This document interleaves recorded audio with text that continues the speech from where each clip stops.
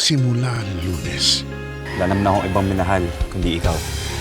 Napatawad mo na ba talaga ako? Ayoko nang balikan yung nakaraan natin.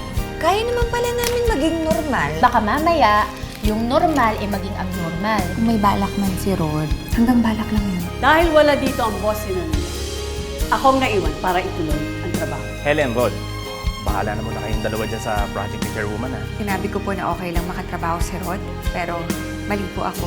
Wala ka na may ibang choice kundi tiksin. Kumusta na kayo dyan? Putukan po ako ng gulong eh. Bilisan nyo. Okay yung venue na to, ah. Ang ganda.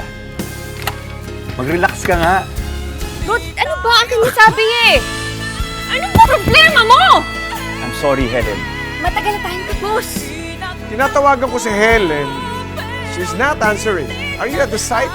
Di ba usapan natin? Professional tayo. Pero Helen, wala na tayo sa opisina. Nahanap mo na ba siya? Sa tingin mo ba, hanap? Iwan mo na ako! Minsan pa nating hagkan ang nakaraan. Monday to Friday, weekdays sa Hapon Champion, 4:40 p.m. sa TV5.